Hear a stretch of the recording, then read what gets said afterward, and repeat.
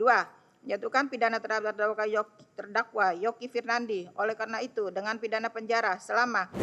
Kita lanjutkan untuk berikutnya untuk pembacaan siapa? Terdakwa siapa? Untuk terdakwa Yoki, Agus, dan Sani yang mulia. Itu ya. Baik ya. Penasihat hukum sudah siap ya? Kita mulai. Bismillahirrahmanirrahim. Sidang perkara tindak pidana korupsi atas nama terdakwa Agus Purwono, Sani Dinar Saifuddin, dan Yoki Firnandi dengan berkas perkara terpisah dinyatakan dibuka dan terbuka. Silakan dihadapkan Para terdakwa.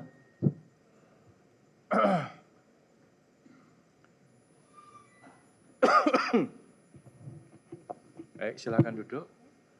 Ya, silakan. Pak Agus sehat hari ini. Pak Sani sehat ya. Pak Yoki sehat ya. Alhamdulillah ketiganya sehat hari ini. Jadi bisa kita lanjutkan pemeriksaan perkara terdakwa-terdakwa. Sesuai pembukaan sidang yang lalu, agenda persidangan hari ini adalah pembacaan tuntutan oleh penuntut umum. Hubungan dengan agenda hari ini sudah siap untuk dibacakan? Siap yang mulia. Teknisnya seperti tadi, sudah Teknisnya bagaimana? Seperti tadi? Teknisnya seperti yang tadi yang mulia. Dijelaskan mungkin tadi kan belum mendengarkan beda tadi. Baik yang mulia. Silakan. Untuk pembacaannya kami akan membacakan tuntutan saudara Yoki yang mulia. Saudara Yoki, kemudian Dan itu juga hanya poin-poinnya saja yang mulia. poin-poinnya. Ya. Kemudian untuk terdakwa berikutnya itu hanya amarnya yang mulia. Amar tuntutannya ya. Ya. Begitu. Bagaimana? Penasihat hukum terdakwa setuju ya? Tidak keberatan. Tidak keberatan ya. Toh nanti kan juga dapat tuntutannya ya. Kalau bisa di sebelum jam 8 tuh kesemuanya sudah selesai ya. Karena ini Baik, juga hari mulia. Jumat, besok sudah libur, jadi segera dibacakan sesingkat-singkatnya. Akan kami singkat-singkat yang mulia. Poinnya silakan. Baik. Surat tuntutan atas nama terdakwa Yoki Firnandi.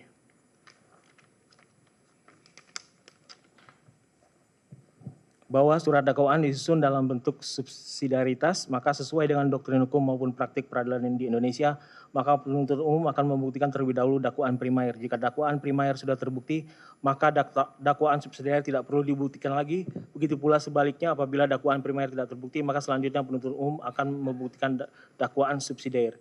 Primer bahwa terdakwa Yoki Firnandi didakwa melanggar pasal 2 ayat 1 junto pasal 18 Undang-Undang Nomor 31 tahun 1999 sebagaimana telah diubah dan ditambah dengan Undang-Undang Nomor 20 tahun 2001 tentang pemberantasan tindak pidana korupsi junto pasal 55 ayat 1 ke 1 KUHP yang dengan berlakunya Undang-Undang Nomor 1 tahun 2023 tentang KUHP menjadi pasal 603 junto pasal 20 huruf A, Undang-Undang Nomor 1 tahun 2023 tentang KUHP junto pasal 18, Undang-Undang Nomor 31 tahun 1999 tentang pemberantasan tindak pidana korupsi sebagaimana telah diubah dengan Undang Nomor 20 tahun 2021 tentang perubahan atas Undang-Undang Nomor 31 tahun 1999 tentang pemberantasan tindak pidana korupsi dengan unsur-unsur pasal sebagai berikut.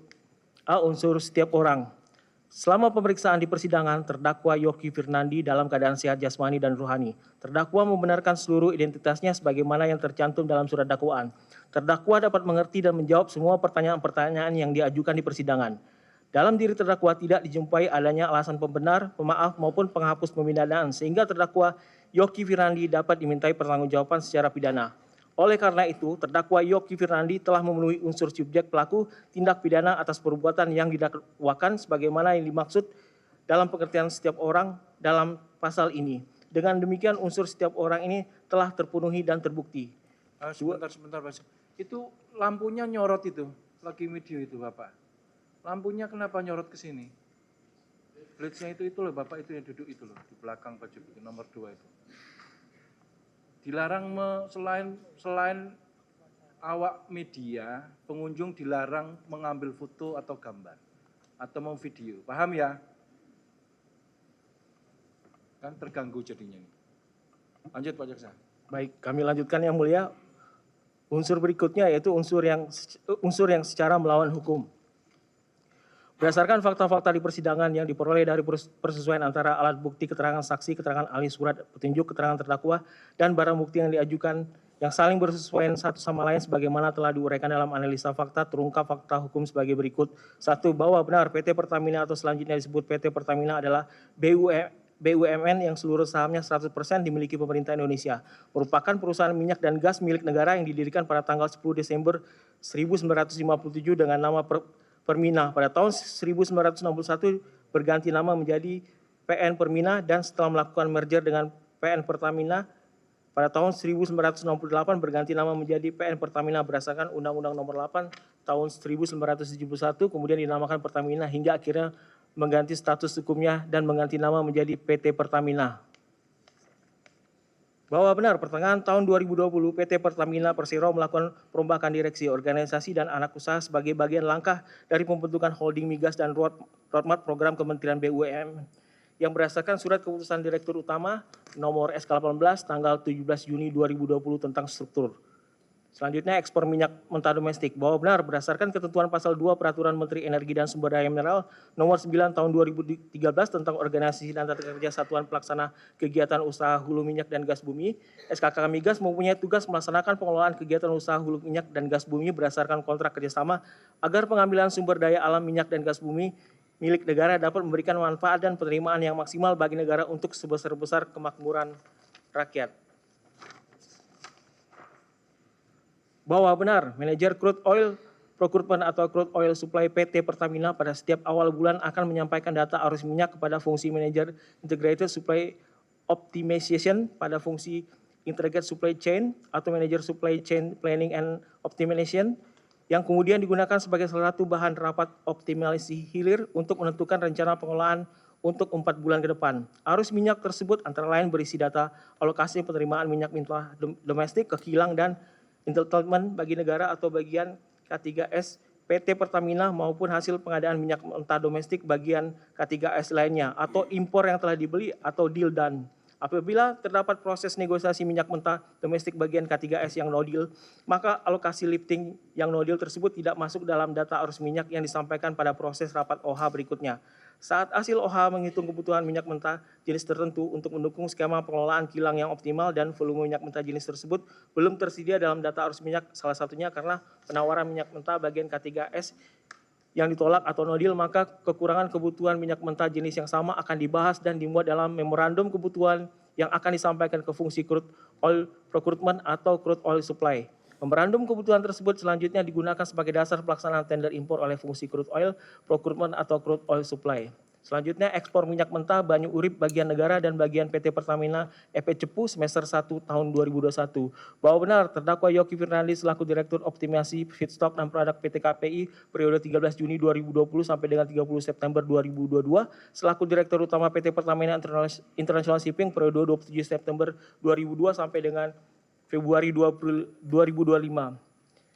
Bahwa benar, pada bulan Mei 2020, Sani Dinar Safudin selaku Manajer Crude Trading ISC PT Pertamina menyampaikan memorandum kepada Manajer Strategi Planning and Risk Management PT Pertamina perihal prediksi ketersediaan mentah domestik untuk penyusunan RKAP 2021. Dalam memorandum tersebut, Sani Dinar Saifuddin menyampaikan prediksi minyak mentah domestik bagian negara anak perusahaan hulu dan pembelian minyak mentah domestik bagian K3S yang sudah deal di tahun 2021 dan potensi deal di tahun 2021, diantaranya minyak mentah Banyu Urip dengan total alokasi entitlement minyak mentah Banyu Urip untuk pemerintah terdiri dari 131,2 MBCD bagian negara atau GOI dan 28,15 MBCD bagian PEPC selaku anak perusahaan hulu sehingga berjumlah 154,47 MBCD atau 4.863,84 megabarrel per bulan dengan basis perhitungan 30,5 hari per bulan. Bahwa benar, perhitungan arus minyak mentah Banyu Urip dengan total alokasi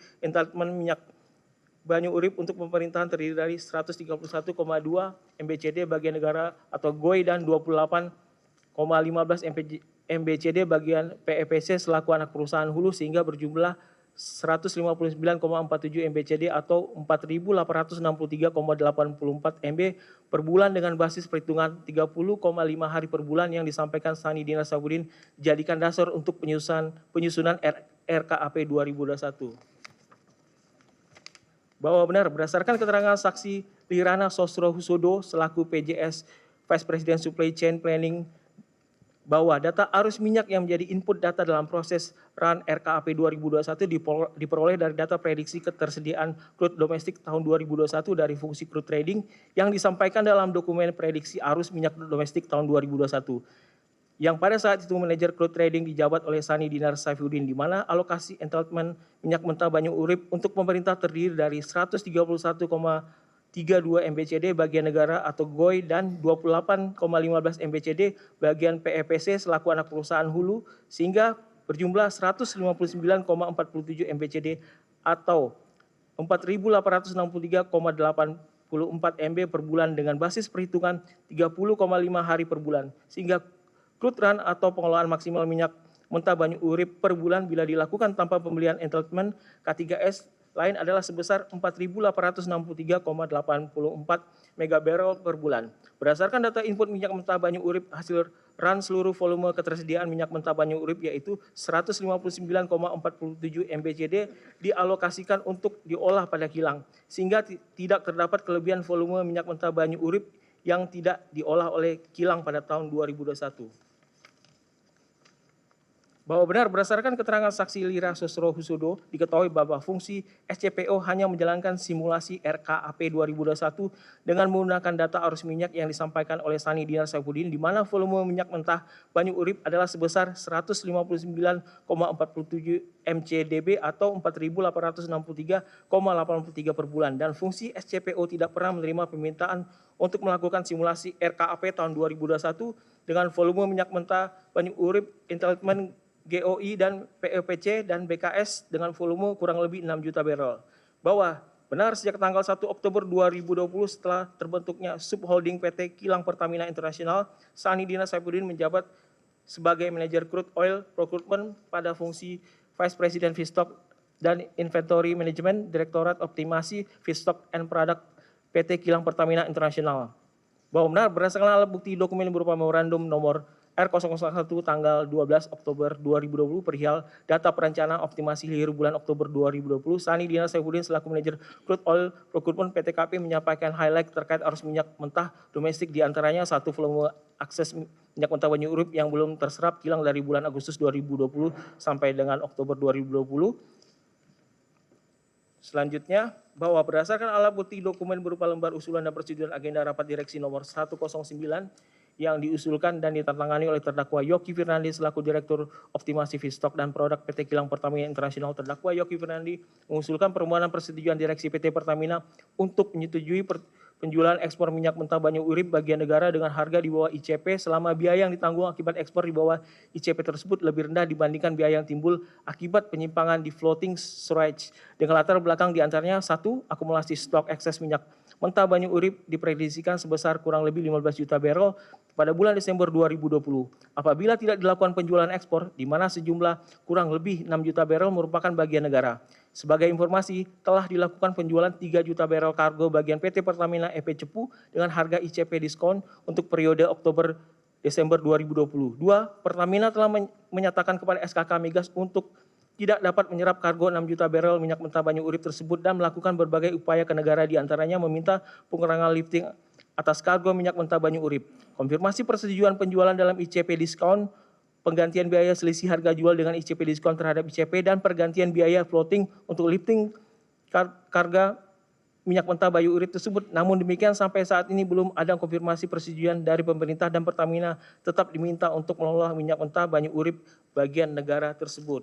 Bahwa berdasarkan alat bukti dokumen berupa materi presentasi rencana penjualan minyak mentah domestik Buko bulan tanggal 13 Oktober 2020 dalam BOD meeting PT Pertamina diketahui bahwa terdakwa Yoki Firnandi melakukan presentasi di hadapan BOD PT Pertamina menjelaskan latar belakang penjualan ekspor minyak mentah domestik Buko. Sebagai berikut, 1 bulan Mei 2020 terjadi penurunan intake kilang mencapai 40%, 2 saat ini ekses minyak Banyu Urip mencapai 10 juta barrel. Apabila tidak diekspor hingga Desember 2020, maka akses naik menjadi 15 juta barrel, diantaranya 6 juta barrel kargo negara.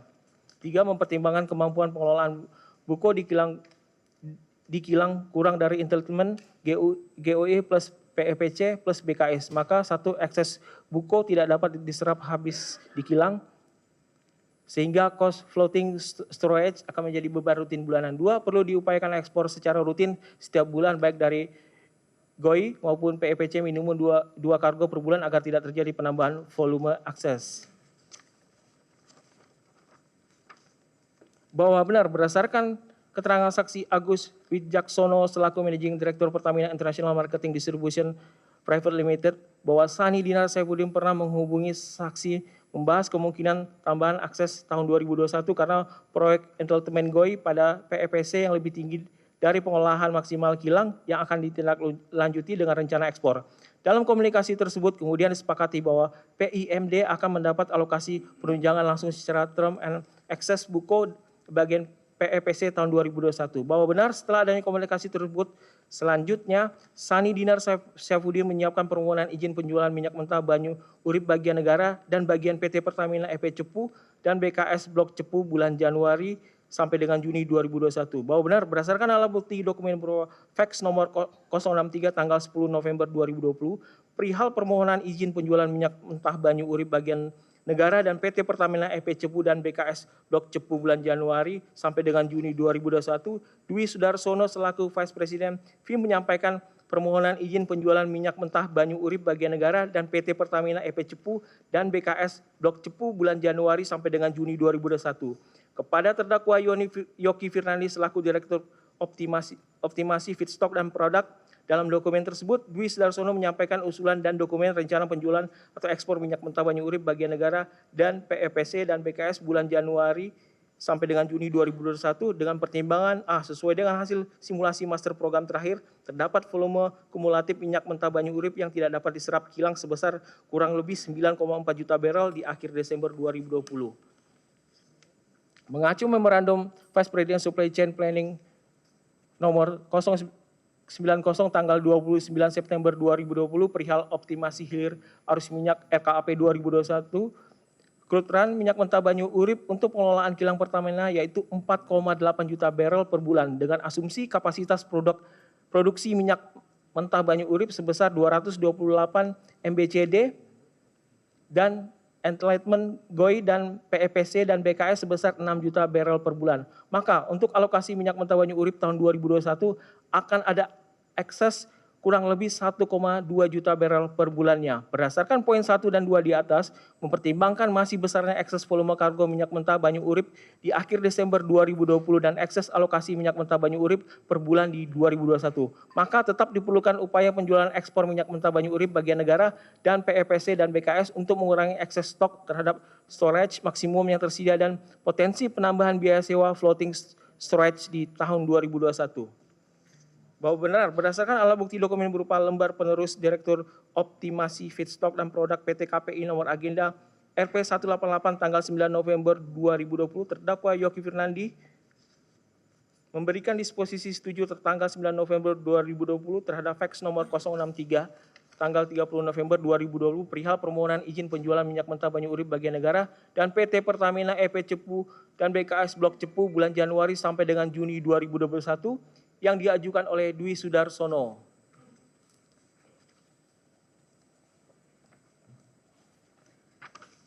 Bahwa berdasarkan alat bukti keterangan saksi Didik Bahagia, saksi Rusdi Rahmani, alat bukti dokumen berupa data lifting SKK migas, data intake kilang, data laporan biaya pokok produksi dan impor minyak mentah jenis heavy non ALC, dan data transaksi impor PT KPI, alat bukti keterangan ahli Hasbi Asidiki, ahli Afif Argianto selaku ahli penghitungan kerugian keuangan negara dari BPKRI, alat bukti surat laporan hasil pemeriksaan investigatif dalam rangka penghitungan kerugian negara atas tata kelola minyak mentah dan produk kilang pada Pertamina dan subholding, kontraktor kontrak kerjasama, satuan kerja khusus pelaksana kegiatan usaha hulu minyak dan gas bumi, Kementerian Energi dan Sumber Daya Mineral dan instansi terkait lainnya nomor 26, tanggal 18 Juni 2025 diketahui bahwa periode lifting ekspor minyak mentah domestik pada bagian negara dan PEPC semester 1 tahun 2021 terdapat penurunan rasio pengelolaan minyak mentah Banyu Urip terhadap jumlah pengelolaan seluruh minyak mentah jenis heavy,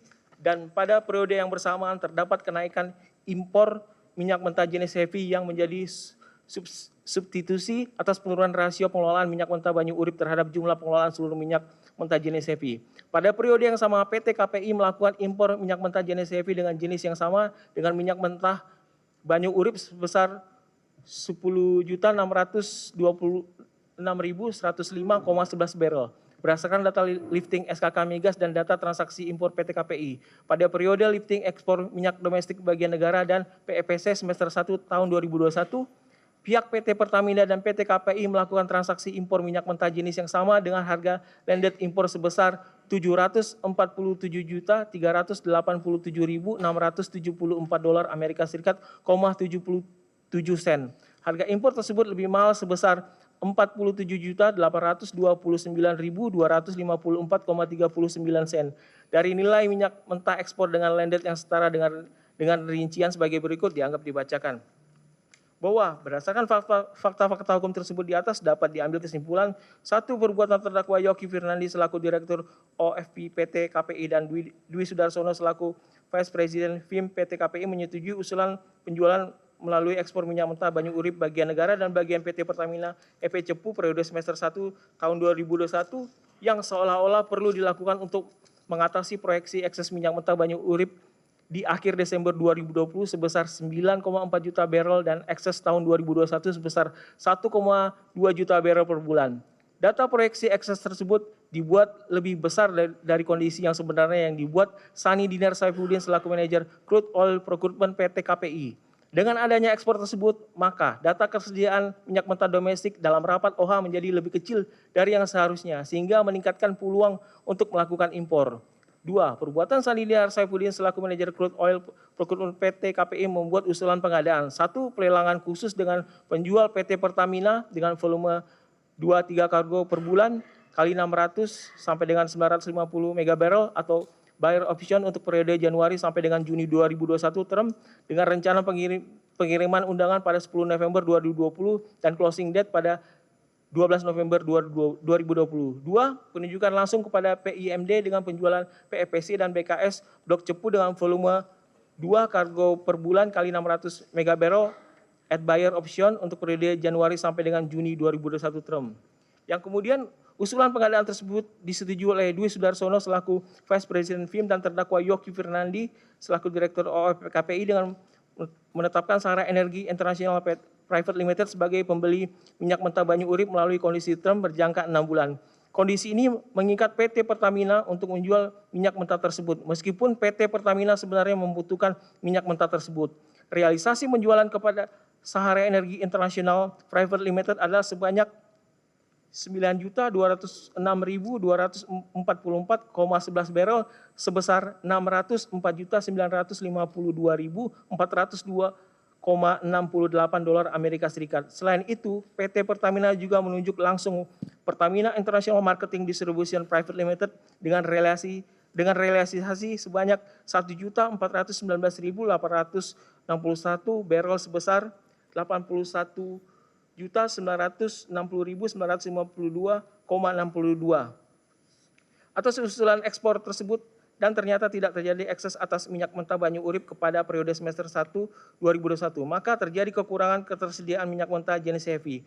Untuk memenuhi kekurangan tersebut, maka Sani Dinar Saifuddin selaku manajer Crude Oil Procurement PT KPI dan terdakwa Yoki Firnandi melakukan impor atas jenis minyak yang sama dengan minyak mentah banyu urip yaitu jenis heavy dengan harga yang lebih mahal sebesar 47.859.254,39 dolar Amerika Serikat. Hal tersebut bertentangan dengan 1.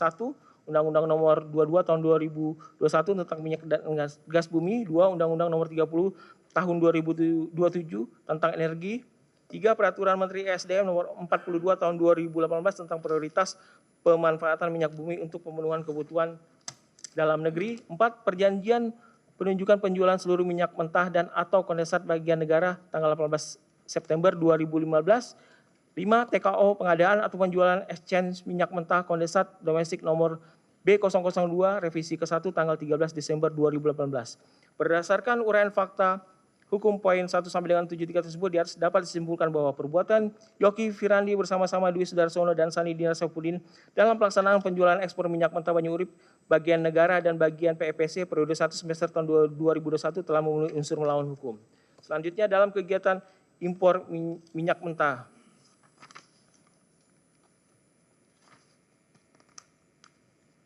Bahwa berdasarkan data dokumen file rekap data pengadaan minyak mentah impor 2018 sampai dengan 2023, hitung 2003-2004, dari saksi Luvita Yuni Setiari ini diketahui bahwa volume minyak mentah atau kondensat hasil pengadaan impor berbasis spot yang dilakukan oleh terdakwa Yoki Firnandi, Sani Dina Saifuddin, Agus Purwono, Dwi Sudarsono, Toto Nugroho, dan Hasto Wibowo lebih banyak dibandingkan dengan pengadaan berbasis term. Meskipun PT Pertamina telah memiliki data kebutuhan minyak mentah setiap tahunnya. Perbandingan volume minyak mentah atau kondensat impor antara pengadaan berbasis spot dengan total pengadaan impor selain term ALC diketahui bahwa jumlah persentase pengadaan berbasis spot terhadap total impor selama tahun 2018 sampai dengan 2023 sebanyak 85,74%.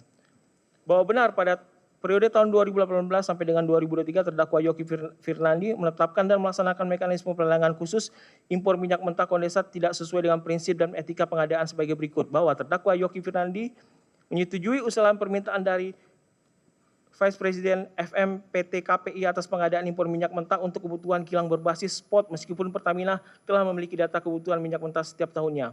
Pengadaan berbasis spot dapat meningkatkan peluang terjadinya harga pengadaan yang lebih tinggi karena pemenuhan atas permintaan tersebut harus segera dan cepat. Bahwa terdakwa Yoki Firnandi menyetujui usulan dari Vice President FM PT KPI Panitia Pelelangan Khusus yang menetapkan mitra usaha sebagai pemenang pelelangan khusus pengadaan impor minyak mentah walaupun kriteria value base tidak dicantumkan dalam pengumuman lelang impor minyak mentah. Bahwa terdakwa Yoki Firnandi tidak mencantumkan kriteria value base dalam pengumuman lelang impor minyak mentah sebanyak menyetujui usulan permintaan dari Vice President PT KPI atas 49 dengan rincian sebagai berikut terlampir dalam surat tuntutan dianggap dibacakan.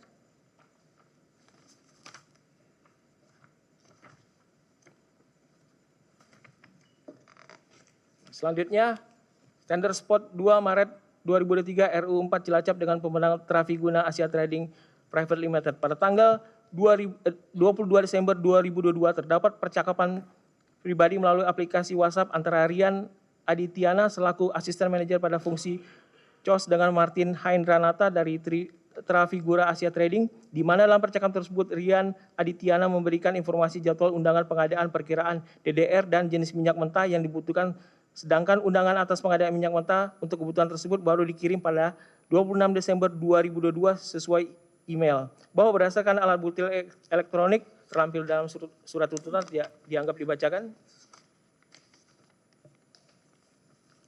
Bahwa Sani Dina Saifuddin menyetujui dan menetapkan Trafiguna Asia Trading sebagai pemenang lelang impor minyak mentah atas crude WTI Midland untuk RU 4 Cilacap dengan DDR 21 sampai dengan 23 Maret 2023. Walaupun panitia pelelangan memberikan informasi berupa jadwal undangan pengadaan atau perkiraan DDR dan jenis minyak mentah yang dibutuhkan yang bersifat rahasia kepada Trafigura Asia Trading sebelum dan atau pada periode pelaksanaan tender sebelum batas waktu akhir pengiriman penawaran.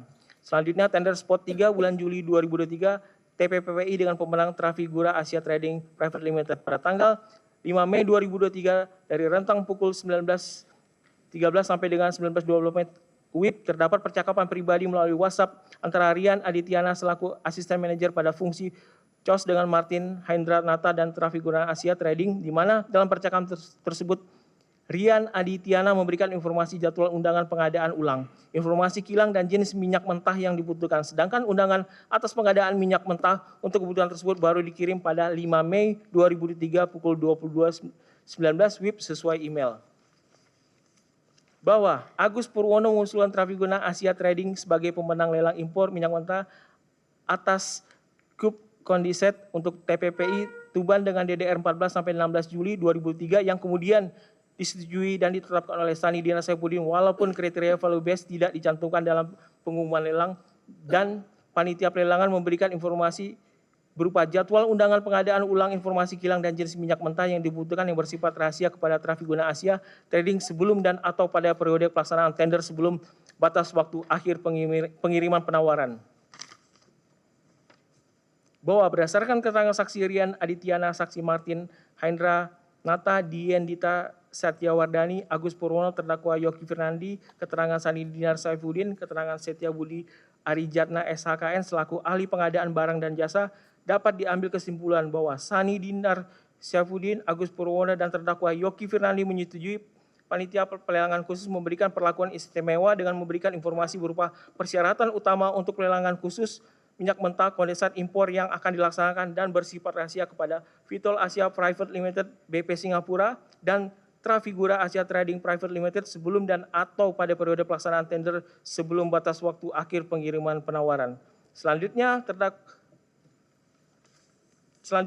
Sani Dinar Saifuddin dan Agus Purwono selaku Vice President Feedstock Management selaku Ketua Panitia Pelelangan Khusus mengusulkan Vitol Asia Private Limited dan BP Singapura dan Trafigura Asia Trading Private Limited untuk kemudian ditetapkan oleh Sani Dinar Saifuddin dan terdakwa Yoki Fernandi selaku Direktur OFP sebagai pemenang pengadaan telah bertentangan dengan 1 Peraturan Menteri Badan Usaha Milik Negara nomor per 01 tentang penerapan tata kelola perusahaan yang baik, 2 Peraturan Menteri Badan Usaha Milik Negara nomor per 2 tentang pedoman tata kelola dan kegiatan korporasi signifikan Badan Usaha Milik Negara pasal 3 yang menyatakan bahwa prinsip tata kelola perusahaan yang baik yang dimaksud dalam peraturan ini.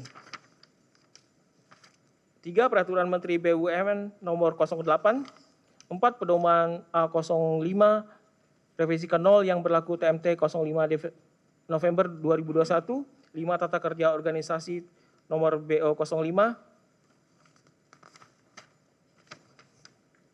Selanjutnya menetapkan Vitol Asia Private Limited, Trafigura Asia Trading, dan Exxon Mobil Asia Pacific Private Limited sebagai pemenang tender impor minyak mentah meskipun terdapat perbedaan dan perubahan persyaratan utama berupa nilai parcel size antara dokumen undangan tender dengan dokumen penawaran setelah adanya komunikasi pribadi antara pihak panitia pelelangan khusus dengan mitra usaha sebelum dan pada saat evaluasi tender.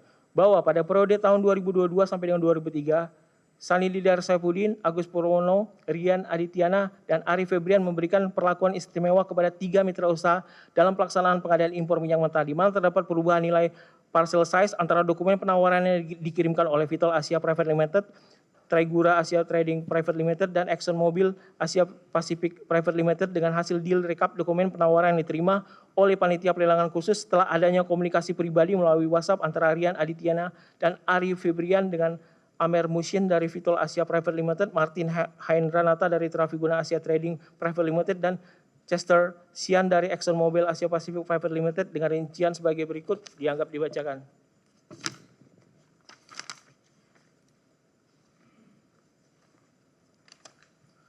Bahwa selanjutnya terdapat pertemuan-pertemuan antara pihak Pertamina atau panitia pelelangan khusus di luar kantor seperti jamuan makan dan kegiatan golf dengan mitra usaha. Bahwa pada periode pelelangan khusus impor minyak mentah terdapat pertemuan-pertemuan antara pihak Pertamina dan atau panitia pelelangan khusus di luar kantor seperti jamuan makan dan kegiatan golf dengan mitra usaha, diantaranya sebagai berikut. 1. Pada tahun 2023 Rian Adityana pernah mengikuti pelatihan atau training yang diadakan di Vitol di London selama 4 hari dengan biaya penginapan dan biaya pelatihan yang ditanggung oleh Vitol.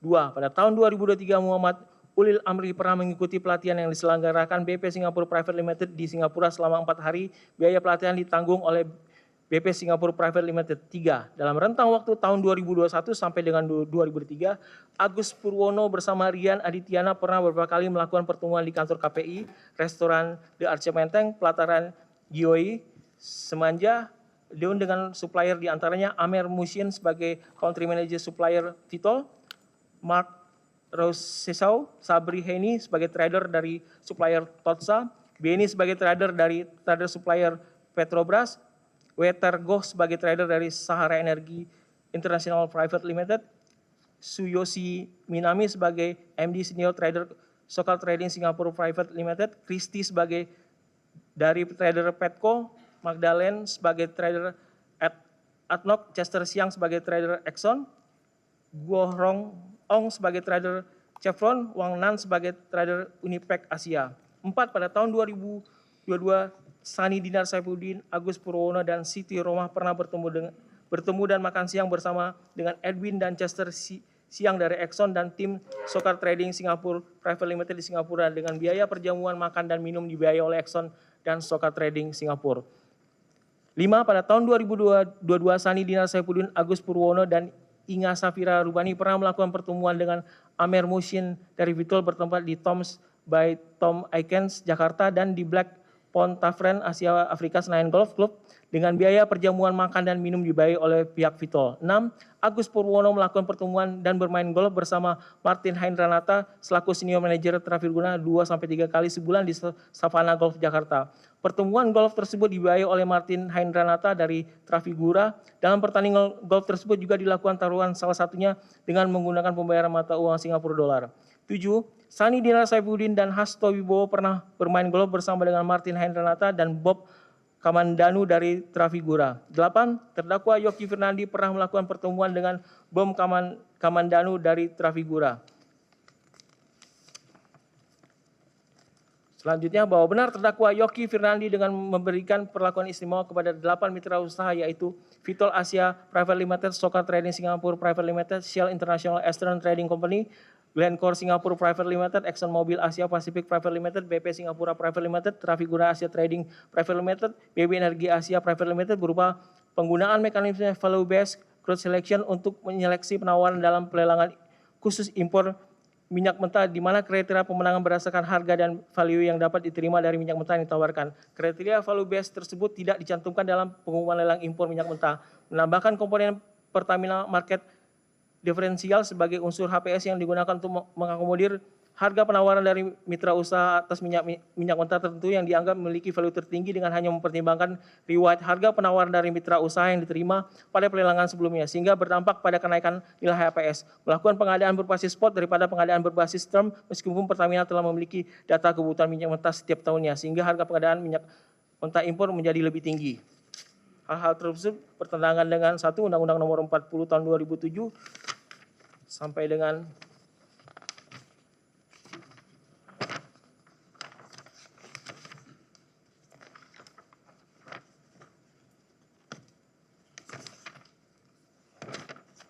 nomor 16 Surat Keputusan Direktur Utama PT KPI nomor KPTS 021 tentang Panitia Pelelangan Khusus Pengadaan Penjualan Feedstock Kilang dan Produk Kilang tanggal 15 November 2022.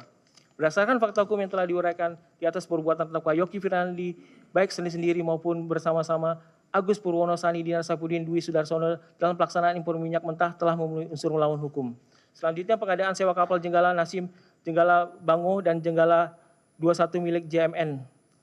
1. Rencana pengadaan pembelian kapal Suezmax oleh PT PIS. Dilanjutkan Yang Mulia.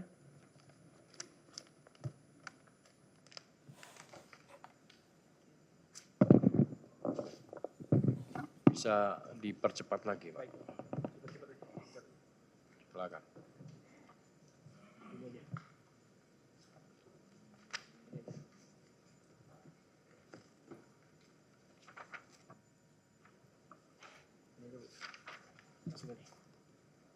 Ya, kami lanjutkan majelis. Pengadaan sewa kapal Jenggala Nasim, Jenggala Bangau, dan Jenggala 21 milik JMN.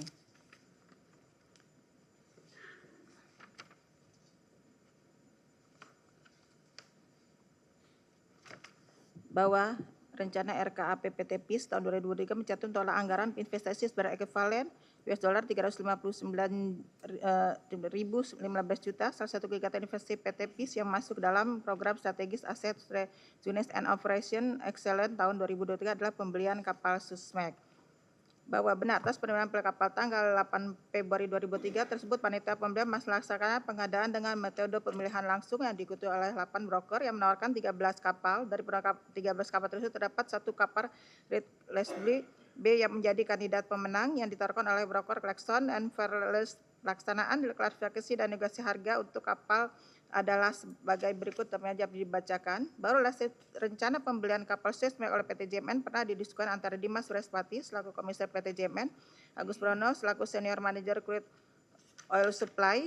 Hal ini terlihat dari percakapan aplikasi WhatsApp, sebagaimana kami anggap dibacakan. Bahwa selanjutnya Muhammad Kerry Rija mencari kapal untuk JMN untuk melalui Robert Hewitson yaitu ship broker dari Chuck Carson untuk cari kapal VLGC dengan usia kapal 10 sampai dengan 15 tahun. Dilanjutkan kapal Sismek dan MRGC setelah mencapai kesepakatan dengan pemilik kapal Aryo Wicaksono selaku Duri PT JMN menandatangani MOU pembelian 3 kapal. Bahwa pembayaran atas pembelian 3 kapal oleh PT JMN direncanakan oleh Muhammad Kerry, Dimas Surespati dan Gading didanai dari pencarian kredit Bank Mandiri dengan rincian sebagai berikut. Permulaan fasilitas kredit investasi PT JMN untuk kapal VLGC bahwa pada tanggal 15 Februari 2003 PT JMN melalui surat nomor 01 mengajukan permohonan fasilitas kredit investasi untuk pembiayaan pembelian 1 unit VLGC sebesar 90% dari harga kapal kepada Bank Mandiri. Selain kapal VLGC, PT JMN juga berencana menambahkan armada berupa kapal Sismek. Kapal tersebut rencananya akan disewakan kepada PT PIS yang kemudian akan digunakan untuk mendukung kegiatan bisnis Pertamina. Bank Mandiri melakukan komunikasi dengan PT JMN selaku permohonan kredit dan memperoleh informasi bahwa kapal VLGC yang akan dibeli oleh JMN dari hasil pencairan pembiayaan akan disewakan kepada PT PIS sebagai pemberi kerja. Oleh karena itu, Bank Mandiri berencana melakukan konfirmasi kepada PT PIS selaku calon pembeli kerja. Selanjutnya, pihak Bank Mandiri meminta Muhammad Kerry untuk merencanakan pertemuan dengan pihak yang bisa menerangkan pengalaman Mahameru di bidang pelayaran. Muhammad Kerry selanjutnya merancang pertemuan antara Bank Mandiri dengan terdakwa Yoki Fernandi yang mewakili PT PIS selaku calon pemberi kerja. Bahwa pada tanggal 8 Maret 2003 dilakukan pertemuan antara Ferdianto Munir, Jeffrey, dan Adityo Redo dari pihak Bank Mandiri dengan Muhammad Kerry, Ardianto, dan Gading dari JMN, serta terdakwa Yoki dari PT PIS. Terdakwa Yoki Fernandi memberikan jawaban konfirmasi antara lain bahwa PT PIS membutuhkan kapal VLGC, kapal yang dibeli PT JMN dapat segera diikutsertakan dalam tender dengan PT PIS. Masa kontrak yang akan diberikan kepada kapal VLGC PT JMN diperkirakan 5 tahun plus opsi 1 tahun plus opsi 1 tahun atau total 7 tahun. Dan PT PIS bisa menjalankan kontrak pengangkutan dengan kapal VLGC dengan maksimal umur kapal 30 tahun. Bahwa Bank Mandiri juga memperoleh informasi bahwa kapal VLGC yang akan dibeli PT JMN rencananya akan digunakan untuk stok LPG di Balikpapan menggantikan kapal MT Rubra milik PT Nusa Bersama yang akan dijual serta dapat digunakan juga untuk kebutuhan impor kargo LPG dari luar negeri. Bahwa penyampaian jawaban konfirmasi terdakwa Yoki Fernandi kepada Bank Mandiri 2023 disampaikan sebelum proses pengadaan sewa kapal Sismek dan MRG dilakukan oleh PT PIS. Bahwa konfirmasi dari terdakwa Yoki Fernandi tersebut memberikan keyakinan kepada Bank Mandiri bahwa kapal yang dibeli PT JMN akan memperoleh kontrak dari PT PIS sehingga memberikan jaminan kepada cash flow PT JMN yang nantinya digunakan untuk pembayaran kredit Bank Mandiri. Permohonan fasilitas kredit investasi PJMN untuk kapal Sismek dan MRG bahwa pada tanggal 10 Juli 2003 Fernando Munir Aditya Redo Bank Mandiri bersama Gading Ramadan melakukan konfirmasi kepada terdakwa dan Dimas Surespati dan JMN melakukan konfirmasi kepada terdakwa Yoki Fernandi selaku Duri PIS. Dalam konfirmasi tersebut, terdakwa Yoki memberikan jawaban konfirmasi antara lain bahwa 1. PT PIS membutuhkan kapal Sismek dan MRGC yang rencananya akan dibeli PT JMN. Masa kontrak yang akan diberikan kepada kapal Sismek PT JMN sekitar 3 tahun. Bahwa Bank Mandiri juga menilai kelayakan umur kapal Leslie bertahun 2003, umur kapal Sismek berumur 10 tahun, maka dengan jangka waktu kredit yang diajukan 10 tahun, maka jangka waktu kredit yang diajukan 10 tahun tersebut akan berumur 20 tahun pada akhir masa kredit. Bahwa terdakwa Yoki menyampaikan PT PIS bisa menjalani kontrak pengangkutan dengan kapal Sismek dengan maksimal umur kapal 25 tahun dan kapal MRG dengan maksimal umur 30 tahun.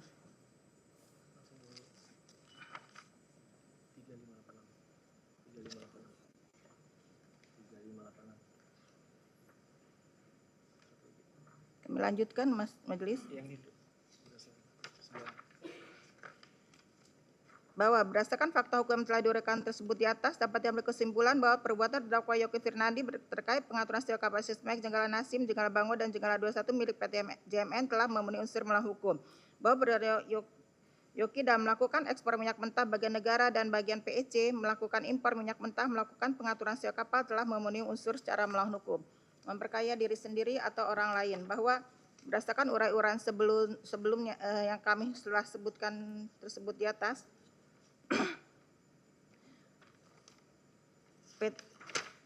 bahwa perbuatan Yoki Fernandi, Sani Dinar, Saifuddin, Dwi Sudarsono yang dengan sengaja tidak memanfaatkan minyak mentah bagian negara untuk pemenuhan kebutuhan dalam negeri namun tetap melakukan ekspor minyak mentah bagian negara padahal PT Pertamina sendiri membutuhkan minyak mentah dengan jenis yang sama.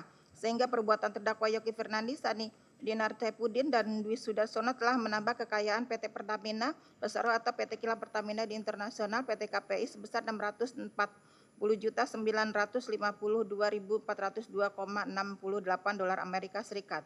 Bahwa benar Sani Dinar, Saifuddin juga mengusulkan penunjukan langsung Pertamina International Marketing sebagai pembeli ekspor minyak mentah periode semester 1 2021 yang kemudian usaha tersebut disetujui oleh Dwi Sudarsono selaku PT FIM dan Yoki Vivi Pims dan Yoki Fernandi selaku Direktur OFP. Bahwa benar penjualan ekspor minyak mentah bagan PSI periode semester 1 tahun 2021 yang dilakukan terdakwa Yoki, Sani Dinar, dan Dwi telah dilakukan secara melawan hukum. Bahwa benar relasi penjualan ekspor minyak mentah bagian PSI periode semester 1 tahun 2021 yang dilakukan PT Pertamina kepada PT Pertamina Marketing sebenarnya adalah sebesar 81.960.952,62 dolar Amerika Serikat dengan rincian sebagaimana diuraikan dalam surat dakwaan. Tunjukkan. 3604. Terakhir. Dalam impor minyak mentah, perbuatan terdakwa Yoki telah dalam dengan adanya perlakuan istimewa terhadap tersebut tentunya kemudian menjadikan pemenang pengadaan impor minyak mentah basis slot telah melanggar prinsip dan etika pengadaan sehingga nilai realisasi alfa landed yang diterima demut dalam 45 transaksi pengadaan impor minyak mentah menjadi tidak sah, yaitu berupa nilai realisasi alfa landed tanpa free cross yang seharusnya tidak dikeluarkan karena perolehan alfa tidak sesuai dengan ketentuan dengan total sebesar 58.536.808 dolar Amerika 16 sen dengan rincian sebagaimana disebutkan di bawah.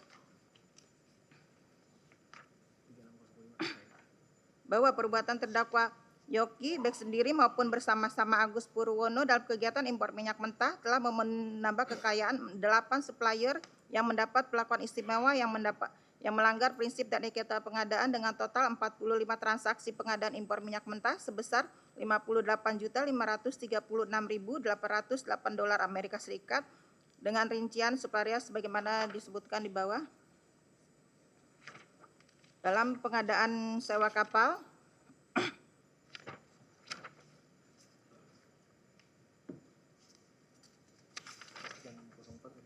perbuatan terdakwa Yoki bersama Sani Dinar, Dimas, Muhammad Keri dalam pengaturan pengadaan sewa kapal Jenggala Nassim, Jenggala Bango, dan Jenggala 21 mengakibatkan adanya pengeluaran negara atas pembayaran sewa kapal yang lebih besar dari yang seharusnya, yaitu selisih antara total pembayaran sewa kapal yang dibayarkan PT Pertamina mengakibatkan kerugian keuangan negara sebesar 9.860.514,51 dolar Amerika dan 1.073.619.047 rupiah.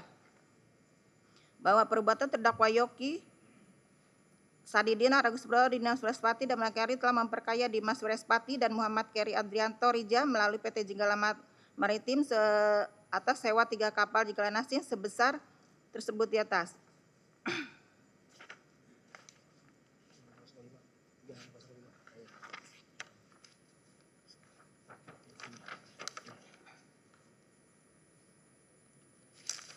Bahwa berdasarkan uraian tersebut bahwa unsur memperkaya diri sendiri telah atau suatu korporasi telah terpenuhi dan terbukti menurut hukum. Bahwa dapat merugikan kerugian keuangan negara atau perekonomian negara.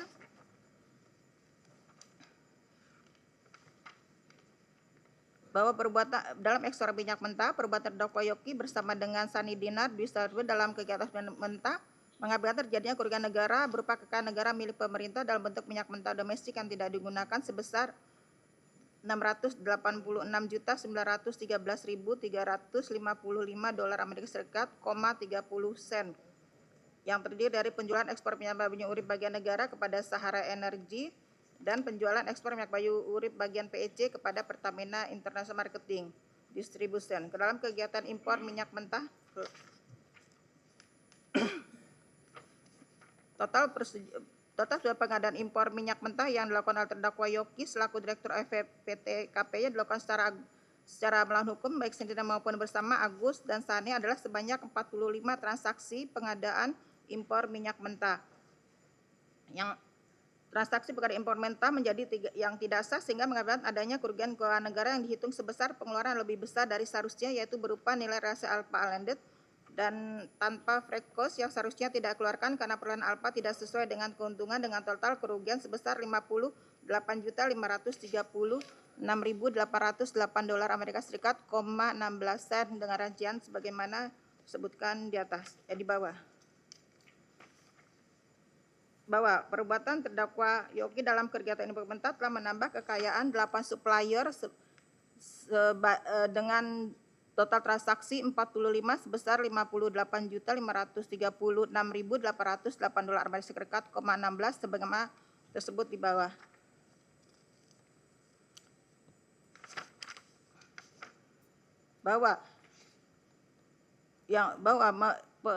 Hal tersebut merupakan bagian dari seluruh kerugian keuangan negara dalam kegiatan impor minyak mentah sebesar 570.267.741,36 dolar Amerika Serikat dengan rincian sebagaimana terurai dalam surat tuntutan.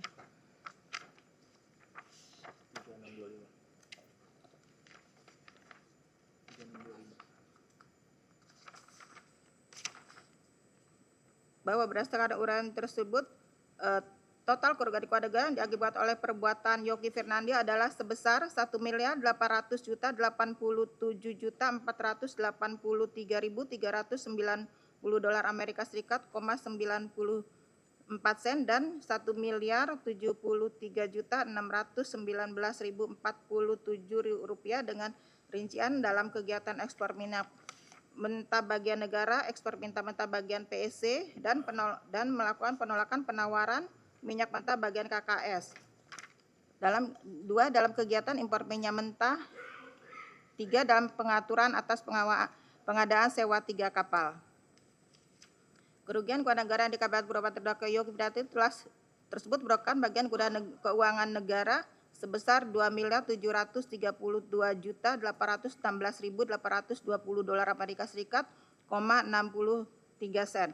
Selain kerugian keuangan negara, perbuatan yang dilakukan oleh terdakwa Yoki baik sendiri maupun bersama dengan Sani Dinar, Agus Purnomo, Dewi Dwi Sudarsono, Toto Nugroho, Asto, Arif, Sukmara, Sriva, Maya, Hanung, Dimas, Indra, Putra, Gading, Rahman, dan Martin, Handra, Muhammad Keri dalam pelaksanaan tata kelola minyak PT Pertamina dan anak usaha selama periode 2018-2020 berdasarkan pernyataan ahli Wiko Saputro dan ahli Nailul Huda telah menimbulkan kerugian perekonomian negara sebesar 171.835.294.293 rupiah yang merupakan kemahalan dari harga pengadaan BBM yang berdampak pada beban ekonomi yang ditimbulkan dari harga tersebut dan illegal gain sebesar 2.617.340.341 sen dolar Amerika Serikat berupa keuntungan ilegal didapat dari selisih harga perolehan impor BBM yang melebihi kuota dengan harga perolehan minyak mentah dan BBM dari pembelian yang bersumber dari dalam negeri sebagaimana laporan analis keuangan perekonomian negara. Bahwa keuangan perekonomian negara dan illegal gain terjadi karena sistem tata kelola dan rantai pasok minyak mentah dan BBM belum optimal dan efisien serta tidak ada integritas dan optimalisasi dalam rantai pasok dari hulu ke hilir. Dalam kondisi lifting minyak bumi yang rendah, seharusnya produksi minyak mentah harus diutamakan untuk memenuhi kebutuhan kilang di dalam negeri sebagai Permen SDM 2045 mengatur SDM nomor 42 yang mengatur optimalisasi pemanfaatan minyak mentah untuk kebutuhan dalam negeri. Namun demikian pelaksanaan tata kelola minyak mentah oleh PT anak perusahaan tidak sesuai dengan ketentuan peraturan perundang-undang berdampak pada suplai minyak mentah untuk diolah di kilang dalam negeri tidak maksimal di mana minyak mentah yang diproduksi dalam negeri diekspor dan selanjutnya untuk memenuhi kebutuhan minyak mentah kilang dalam negeri dilakukan impor minyak mentah. Hal tersebut menyebabkan efisiensi dalam produksi BBM kilang dan berdampak pada biaya produksi yang mahal oleh kilang dalam memproduksi BBM. Dengan demikian, unsur yang dapat merugikan keuangan negara atau perekonomian negara tersebut telah terpenuhi dan terbukti menurut hukum. Unsur yang melakukan buatan bahwa perbuatan terdakwa sebagaimana terurai dalam surat tuntutan.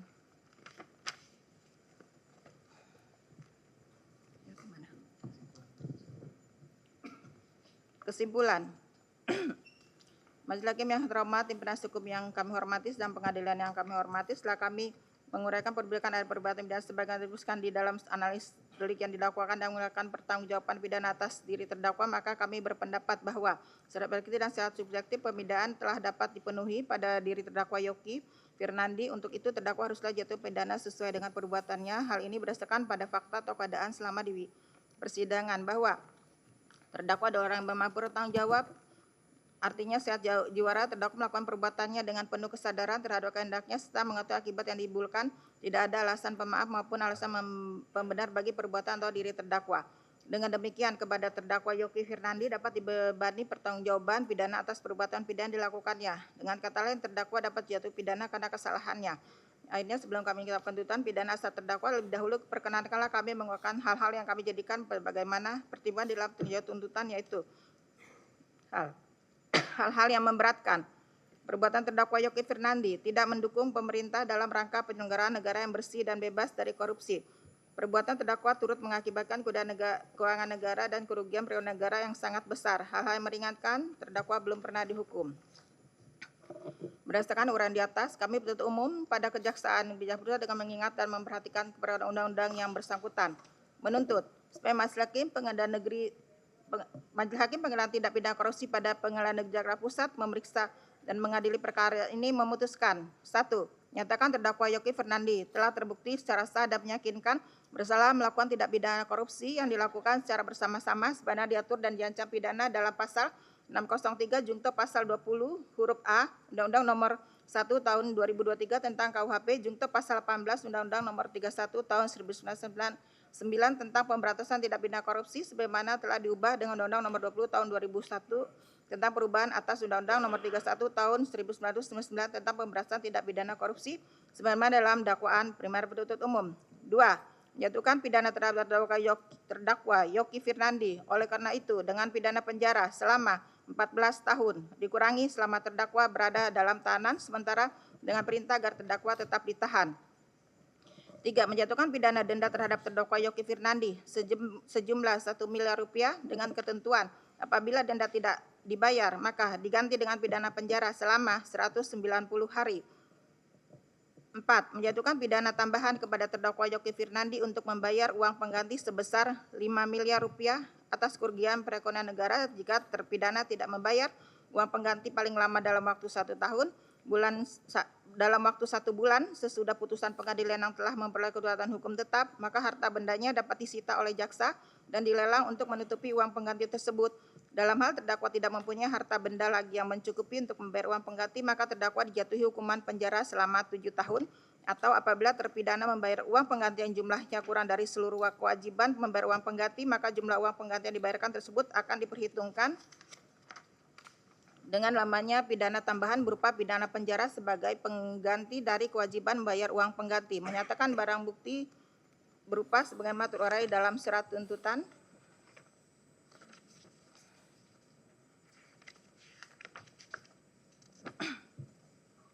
Menetapkan aset-aset terdakwa yang telah dilakukan pemblokiran berupa sebidang tanah dari nomor urut 1 sampai urut 14 seluruhnya dirampas untuk negara dan diperhitungkan sebagai pembayaran uang pengganti. 7. Membebankan kepada terdakwa untuk membayar biaya perkara sebesar Rp10.000. Demikian tuntutan kami bacakan dan serahkan pada hari ini Jumat tanggal 13 Februari 2026 penuntut umum. Dilanjutkan. Selanjutnya, surat tuntutan atas nama terdakwa Agus Purwono.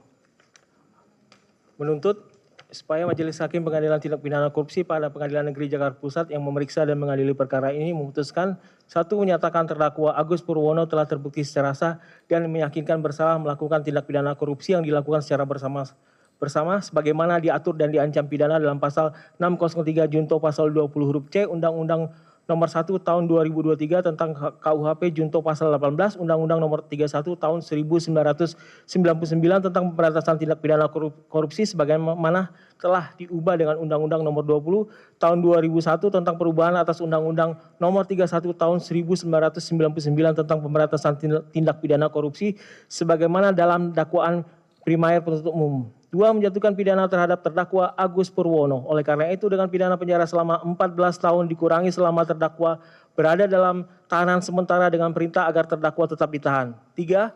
Menjatuhkan pidana denda terhadap Agus Purwono sejumlah 1 miliar rupiah dengan ketentuan apabila denda tidak dibayar maka diganti dengan pidana penjara selama 190 hari. 4. Menjatuhkan pidana tambahan kepada terdakwa Agus Purwono untuk membayar uang pengganti sebesar 5 miliar rupiah atas kerugian perekonomian negara jika terpidana tidak membayar uang pengganti paling lama dalam waktu 1 bulan sesudah putusan pengadilan yang telah memperoleh kekuatan hukum tetap, maka harta bendanya dapat disita oleh jaksa dan dilelang untuk menutupi uang pengganti tersebut. Dalam hal terdakwa tidak mempunyai harta benda lagi yang mencukupi untuk membayar uang pengganti, maka terdakwa dijatuhi hukuman penjara selama 7 tahun. Atau apabila terpidana membayar uang pengganti yang jumlahnya kurang dari seluruh kewajiban membayar uang pengganti, maka jumlah uang pengganti yang dibayarkan tersebut akan diperhitungkan dengan lamanya pidana tambahan berupa pidana penjara sebagai pengganti dari kewajiban membayar uang pengganti. 5. Menyatakan barang bukti sebagaimana terlampir dalam surat tuntutan, menetapkan aset terdakwa yang telah dilakukan pemblokiran berupa 1. Sebidang tanah hak guna bangunan atas nama Nina Anggarayani sampai dengan nomor 4. Sebidang tanah hak milik atas nama Agus Purwono berlokasi di Desa Amplaten, Kecamatan Puri, Kabupaten Mojokerto, seluruhnya dirampas untuk negara dan diperhitungkan sebagai pembayaran uang pengganti. 7. Membebankan kepada terdakwa untuk membayar biaya perkara sebesar Rp10.000. Demikian tuntutan pidana ini kami bacakan dan diserahkan dalam sidang hari ini, Jumat tanggal 13 Februari 2006, penuntut umum ditandatangani. Demikian yang mulia. Selanjutnya surat tuntutan atas nama terdakwa Sani Dinar Saifuddin. Menuntut supaya Hakim Pengadilan Tindak Pidana Korupsi pada Pengadilan Negeri Jakarta Pusat yang memeriksa dan mengadili perkara ini memutuskan. 1. Menyatakan terdakwa Sani Dinar Saifuddin telah terbukti secara sah dan meyakinkan bersalah melakukan tindak pidana korupsi yang dilakukan secara bersama-sama sebagaimana diatur dan diancam pidana dalam pasal 603 junto pasal 20 huruf C Undang-Undang Nomor 1 Tahun 2023 tentang KUHP junto pasal 18 Undang-Undang Nomor 31 Tahun 1999 tentang pemberantasan tindak pidana korupsi sebagaimana telah diubah dengan Undang-Undang Nomor 20 Tahun 2001 tentang perubahan atas Undang-Undang Nomor 31 Tahun 1999 tentang pemberantasan tindak pidana korupsi sebagaimana dalam dakwaan primair penuntut umum. 2. Menjatuhkan pidana terhadap terdakwa Sani Dinar Saifuddin. Oleh karena itu dengan pidana penjara selama 14 tahun dikurangi selama terdakwa berada dalam tahanan sementara dengan perintah agar terdakwa tetap ditahan. 3. Menjatuhkan pidana denda terhadap terdakwa Sani Dinar Saifuddin sejumlah 1 miliar rupiah dengan ketentuan apabila denda tidak dibayar maka diganti dengan pidana penjara selama 190 hari. 4. Menjatuhkan pidana tambahan kepada terdakwa Sani Dinar Saifuddin untuk membayar uang pengganti sebesar 5 miliar rupiah atas kerugian perekonomian negara jika terpidana tidak membayar uang pengganti paling lama dalam waktu 1 bulan sesudah putusan pengadilan yang telah memperoleh kekuatan hukum tetap, maka harta bendanya dapat disita oleh jaksa dan dilelang untuk menutupi uang pengganti tersebut. Dalam hal terdakwa tidak mempunyai harta benda lagi mencukupi untuk membayar uang pengganti, maka terdakwa dijatuhi hukuman penjara selama 7 tahun atau apabila terpidana membayar uang pengganti yang jumlahnya kurang dari seluruh kewajiban membayar uang pengganti, maka jumlah uang pengganti yang dibayarkan tersebut akan diperhitungkan dengan lamanya pidana tambahan berupa pidana penjara selama pengganti dari kewajiban membayar uang pengganti. 5. Menyatakan barang bukti yang terlampir dalam surat tuntutan, menetapkan aset terdakwa yang telah dilakukan pemblokiran berupa 1. Sebidang tanah hak milik atas nama Rahmi Alma Farah Adang sampai dengan nomor 4. Sebidang tanah hak milik atas nama Rahmi Alma Farah Adang seluruhnya dirampas untuk negara dan diperhitungkan sebagai pembayaran uang pengganti. 7.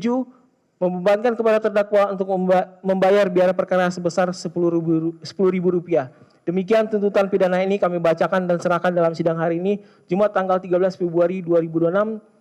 Semoga Tuhan Yang Maha Esa memberikan kekuatan batin dan ketahuan kepada iman kepada Majelis Hakim Pengadilan Tindak Pidana Korupsi pada Pengadilan Negeri Jakarta Pusat dalam memutus perkara ini. Penuntut umum ditandatangani ini.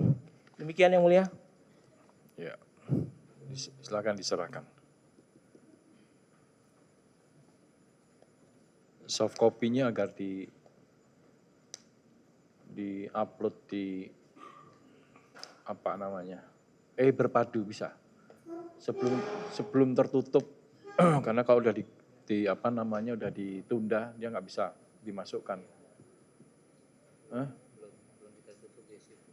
Di SIPP, tapi soalnya udah ketutup, ada yang tadi tuh. Oh, udah, coba di refresh sudah. Kesini dulu. Oh, udah di samping. Ya. Jadi di-upload tolong Pak di berpadu ya. Jadi nanti penasihat hukum terdakwa bisa ambil tuntutan yang soft file-nya. Kita juga bisa ngambil dari soft file-nya dari sana, dari berpadu. Mumpung belum ditutup, nanti kalau udah ditunda, tertutup, nggak bisa di-upload. Sekarang saja kalau bisa di-upload.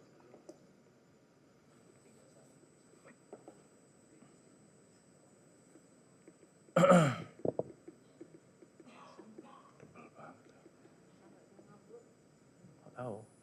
Pokoknya hari ini di-upload ya Pak ya.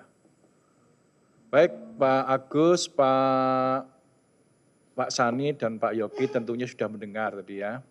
Dan mengerti apa yang sudah dibacakan oleh penuntut umum. Terhadap tuntutan tersebut tentunya penasihat hukum, terdakwa atau terdakwa sendiri berhak mengajukan nota pembelaan terhadap tuntutan tersebut.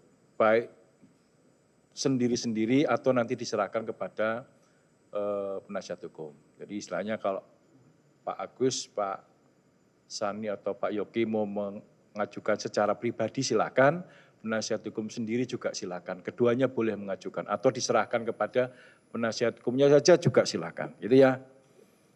Jadi untuk memberikan kesempatan menyusun pledoinya, maka sidang ini kita tunda dan akan kita buka kembali pada hari Kamis tanggal 19 Februari 2026 dengan acara nota pembelaan dari penasihat hukum terdakwa dan terdakwa sendiri.